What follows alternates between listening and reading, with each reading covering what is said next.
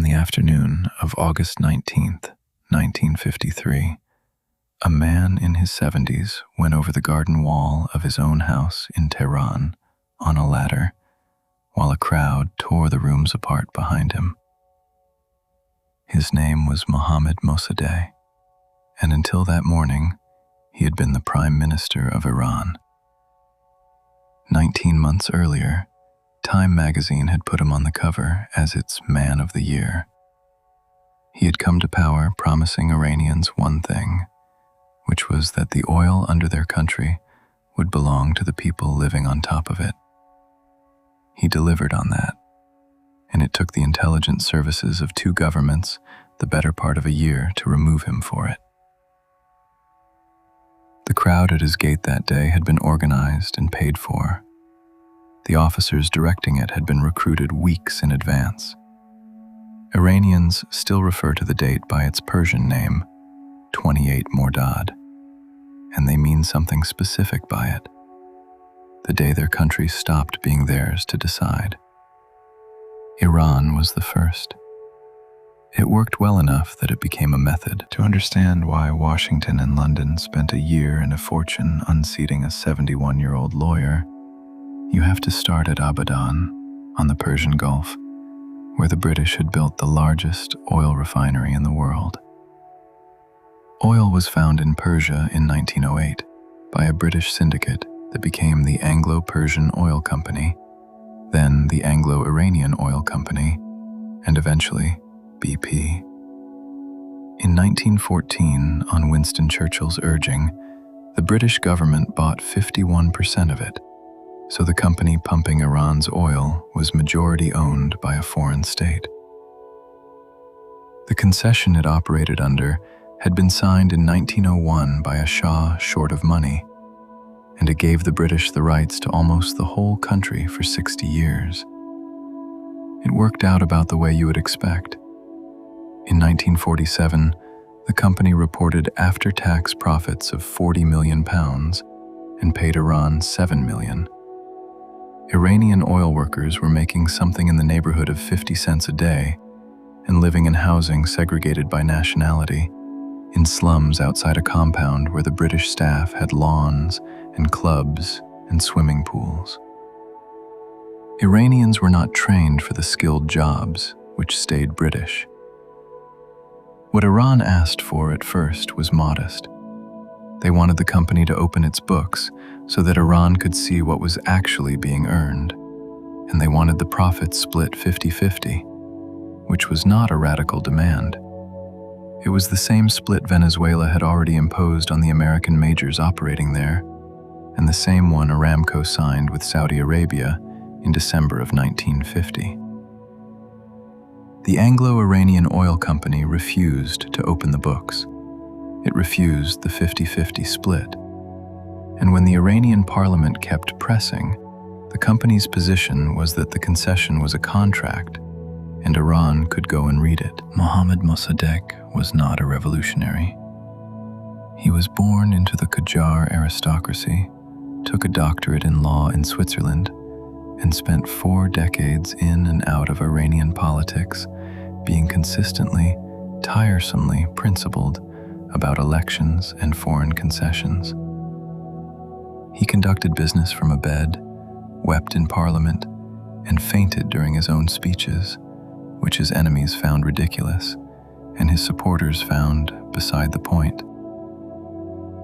On March 15, 1951, the Iranian parliament voted unanimously to nationalize the oil industry. On the 1st of May, the law was signed.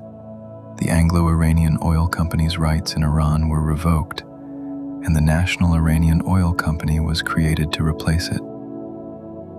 Days earlier, Parliament had made Mossadegh Prime Minister, essentially daring him to carry out what they had just passed. Britain's response was not to negotiate. The Royal Navy took up position in the Gulf. Britain organized a global embargo on Iranian oil and threatened to sue any buyer.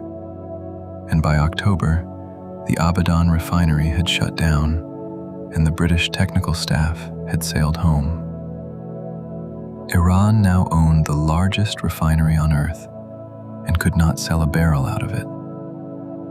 Britain hauled Iran in front of the United Nations Security Council in New York, and Mossadegh flew there and argued Iran's side himself. Britain took the case to the International Court of Justice at The Hague as well, and there, Iran won outright. Time made him Man of the Year for 1951 and was openly rude about it, calling him a dizzy old wizard and an appalling caricature of a statesman. Readers wrote in furious anyway. The magazine's answer was that the title goes to whoever changed the news, for better or worse. Britain wanted Mossadegh gone almost immediately, and under President Truman, the United States would not go along with it. Truman's people thought the British position on the oil was indefensible and kept pushing London toward a settlement. That changed with the administration. Eisenhower took office in January 1953, and his Secretary of State, John Foster Dulles, and his brother Allen Dulles at the CIA were far more receptive to the argument the British had been making, which by then was not about oil, but about communism, and specifically about Iran's two-day party and the Soviet border to the north. The plan was approved that summer. The British called it Operation Boot. The Americans called it TPAJAX. The field commander was Kermit Roosevelt Jr., a grandson of Theodore Roosevelt, who crossed into Iran by car that July and set up in Tehran with a budget for bribes, a network of Iranian agents, and a list of newspapers that could be bought by the column inch. Retired General Norman Schwarzkopf Sr., who had trained Iran's gendarmerie and whose son would later command the Gulf War, was flown in to help persuade a nervous Shah to sign. The first attempt was made on the night of August 15th into the 16th. Colonel Nematollah Nasiri drove to Mossadegh's house with a royal decree dismissing him and was arrested at the door. The plot had leaked. By morning, the coup had visibly failed. The Shah had fled the country for Baghdad and then Rome, and Washington cabled Roosevelt telling him the operation was over and he should get out. He stayed. What Roosevelt had that Mossadegh did not was 3 days, a printing press, and cash. The decree dismissing Mossadegh was genuine, signed by the Shah under pressure.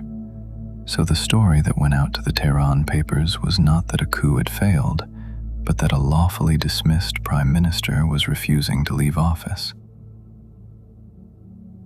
Money went to newspaper editors, to clerics with followings, to officers, and to the strong men of the traditional wrestling houses of South Tehran, who could put a crowd wherever one was wanted.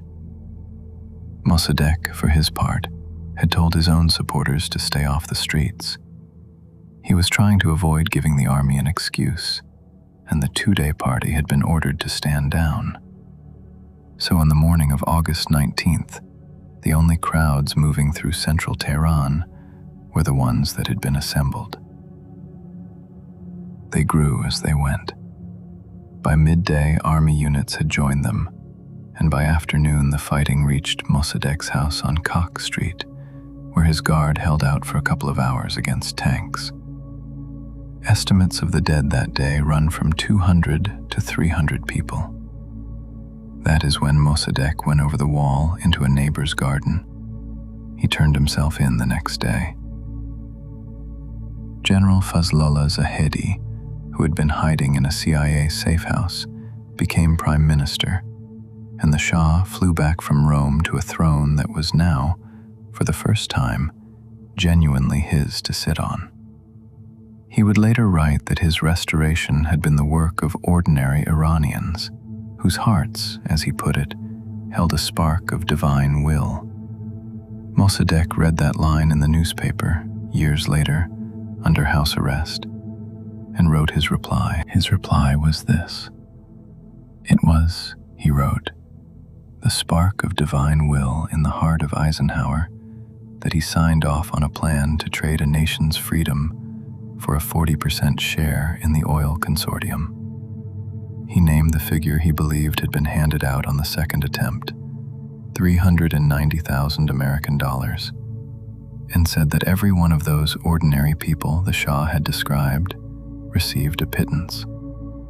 And then, under the direction of the same officers, went and plundered his house and delivered him to a military court.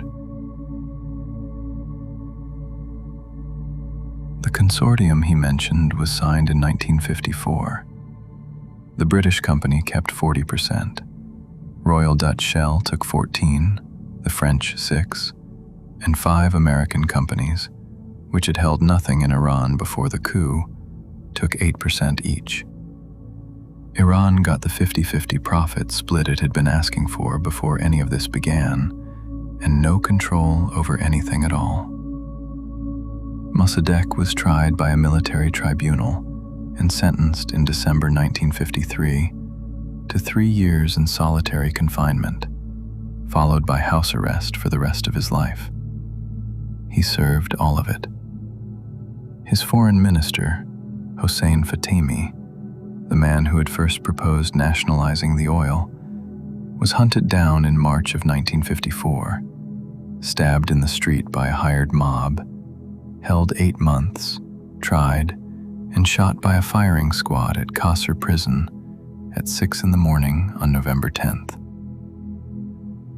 In 1957, the Shah established Savak, a secret police force built with American and later Israeli assistance, which spent the next 22 years arresting, torturing, and executing his opposition.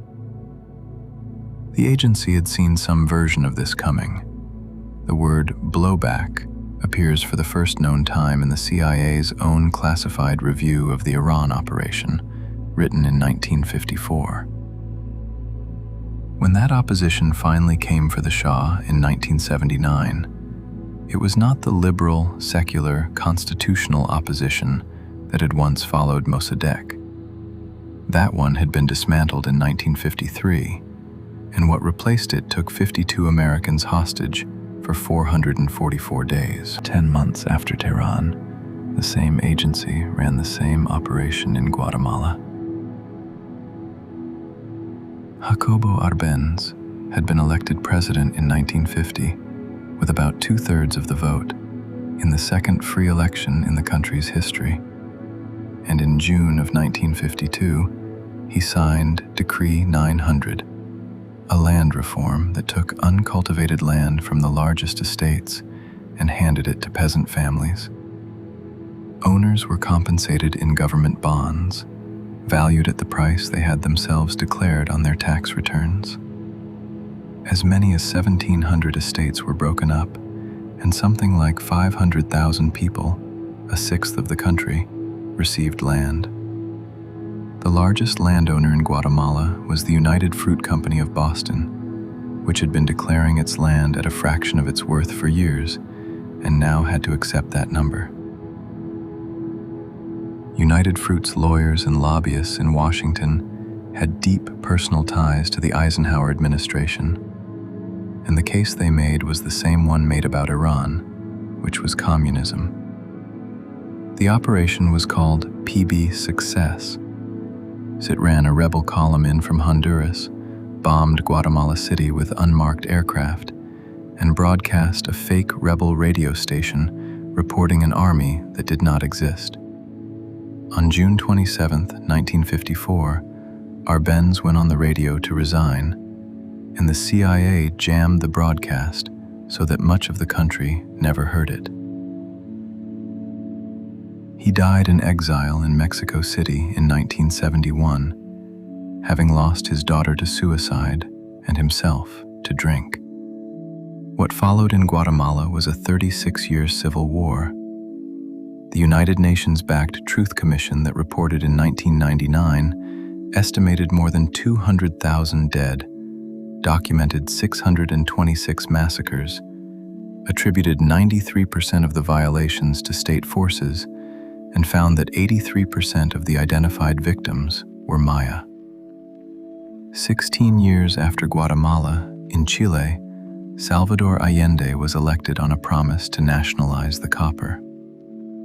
11 days after the vote, Richard Nixon told his CIA director to make the Chilean economy scream. Nixon's order produced a failed plot that same year, which got Chile's army commander killed, and then 3 years of American money for Allende's opposition and its newspapers. On the coup itself, the agency's own later report to Congress is careful. It says the CIA did not instigate it, but that it knew coup plotting was underway, had relationships with some of the plotters, and did not discourage them. On the 11th of September, 1973, with the military closing on the presidential palace, Allende broadcast to the country from inside it, saying that other men would overcome this dark and bitter moment, and that much sooner than later, the great avenues would open again for free men to build a better society. 2 hours later, the Air Force bombed La Moneda. He died inside the building that day. Chile's own truth commissions have since recognized more than 40,000 victims of the dictatorship that followed, 3,000 of them killed or disappeared. The admissions came slowly. In March 2000, Secretary of State Madeleine Albright said publicly that the United States had played a significant role in Mossadegh's overthrow, and that it had been a setback for Iran's political development. In 2009, Barack Obama told an audience in Cairo that in the middle of the Cold War, the United States had played a role in the overthrow of a democratically elected Iranian government. In 2011, Guatemala's president apologized to the Arbenz family. And in August 2013, on the 60th anniversary, the CIA's own declassified internal history was published, saying plainly that the coup was carried out under CIA direction as an act of American foreign policy. Mossadegh died under house arrest in March 1967. He had asked to be buried beside the demonstrators who were killed in the streets in the uprising that once returned him to office, and the government refused to allow a public funeral, so his family buried him inside his own house, in the dining room, where he is still.